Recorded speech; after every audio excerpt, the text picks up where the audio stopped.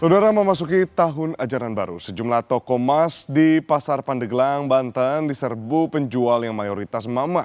Sebagian besar mama menjual perhiasan demi memenuhi kebutuhan anak masuk sekolah. Sejumlah toko emas sudah ramai diserbu emak-emak sejak pagi hari karena ingin menjual perhiasannya. Bahkan, sebagian konsumen rela menukarkan emasnya dengan emas yang beratnya lebih rendah. Salah satu warga mengaku terpaksa menjual emas karena terdesaknya biaya pendidikan jelang masuk sekolah. Jual emas. Buat apa sih, Bu? Untuk kebutuhan, ya, untuk kebutuhan sekolah, masuk anak sekolah, terus untuk segala macam aja. Sekolah sekarang baju makin naik, buku-buku, terus sama alat tulis, terus kebutuhan rumah juga.